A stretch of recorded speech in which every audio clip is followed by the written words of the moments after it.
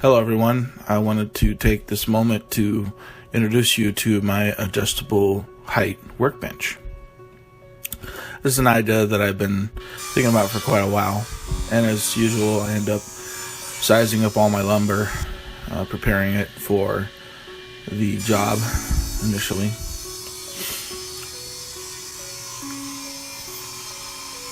This lumber was given to me by various business sites, and they were either recycling it or throwing it away.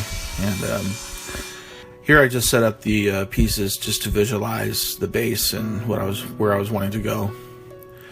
And then I decided to start the connections, did my pocket hole screws, and this mainly was just for the sleeves that were sitting on top of the 4x4. I could have used L brackets, but I chose pocket screws. They're just as good, in my opinion. These casters are rated at 295 pounds each, so they'll be able to do the job with whatever weight I decide to put on the workbench. I got the lag bolts from eBay. They're 4-inch, 1/4 lag bolts. And here you see me putting the center pocket hole basically just to hold it down and keep it snug against the side beam. And then next I'll be drilling the holes for the bolts to go into. Chose not to do very much countersinking inside, more so on the outside of the bench.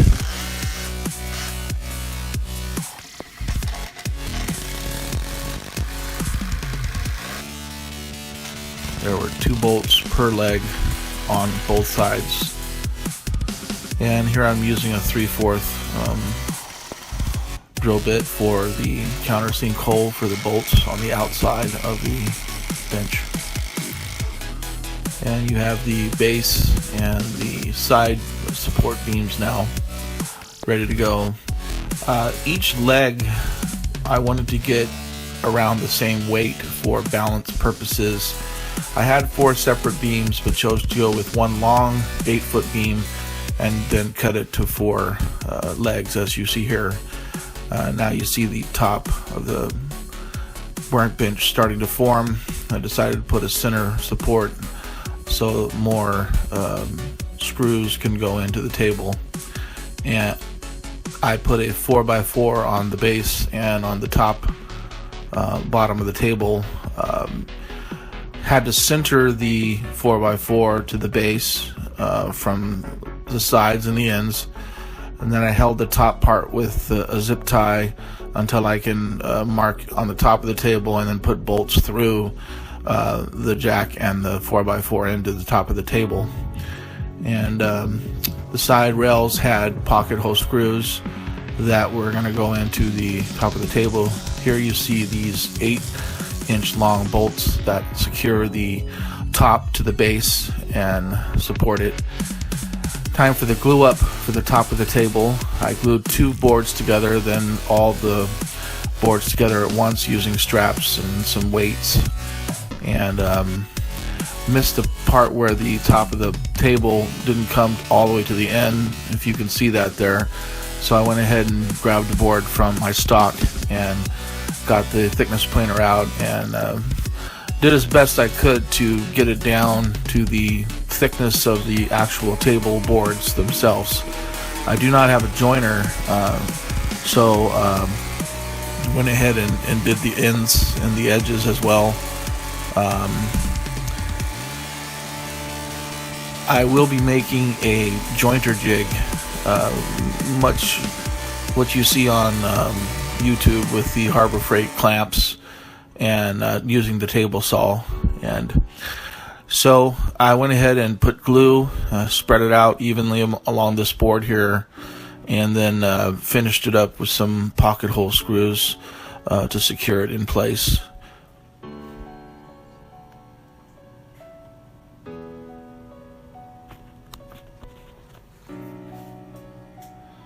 amazing how the glue is pretty much stronger than the wood itself. I'm putting the clamps on there to hold it down so that I can finish off with pocket hole screws.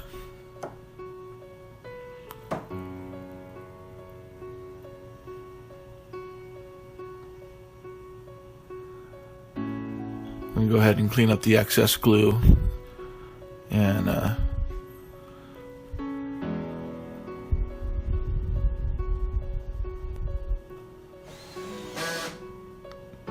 there was around 9 pocket hole screws from end to end on that board, and the board didn't quite fit my table, so I took my handsaw and cut it down to size. Then I used my little Japanese saw to shave the excess shim that I used to raise the table, raise it to the height of the tabletop. It's the first time using my Bosch router. I used another bit and didn't quite like the results, so I decided to go ahead and use the round over bit, and it worked nicely. That was the end of the table, which didn't work out too evenly, but I went ahead and sanded it. This is the side here, which turned out better.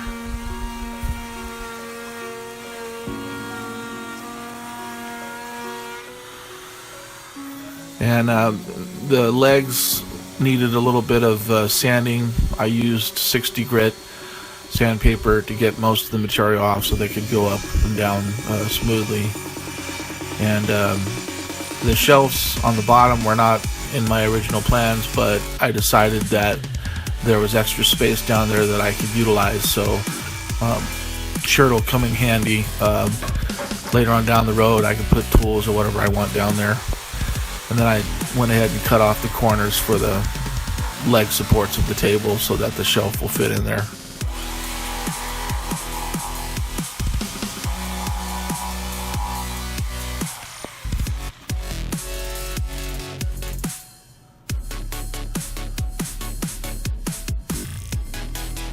This fits in there perfectly.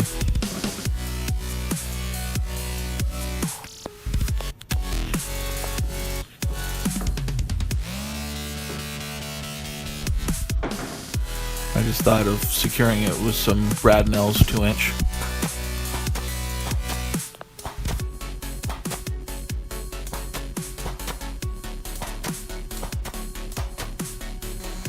And the tabletop, running your hand across it, you could feel the little dividers or lips of each board, because I don't have a jointer and I don't,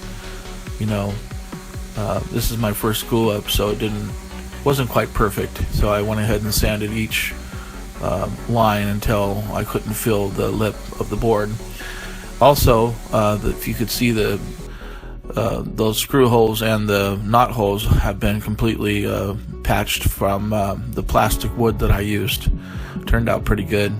Putting some polyurethane on the table and put about 3 coats, and it ended up looking really good. Here you see it dry, and it has a semi-gloss type finish to it. And after you work on something for a while, it becomes a part of you, and you kind of take pride in it and make sure that you take care of it and protect it for whatever project you'll be working on in the future. And here you see me raising it from the lowest height to the highest height without any problems. That sanding really helped. Scissor jack I got from Harbor Freight. It's a 3-ton scissor jack, and it has a hex bolt as opposed to the bar that you turn manually. And after the highest height is you can now put some bolts. These are 3/4 inch bolts thickness and 8-inch long.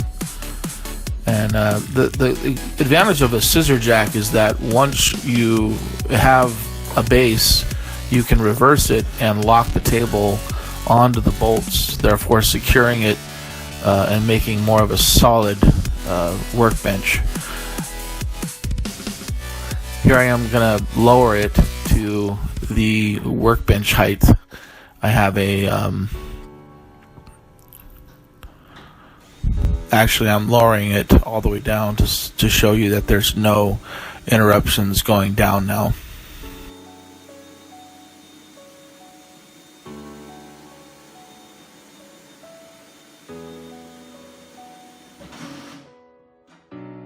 Of course, reversing it to lock it in place. Now I'm going to raise it to a workbench height, which is the same height as my saw table. I've put a little line there so that I can see when it's ready to put the bolts in there.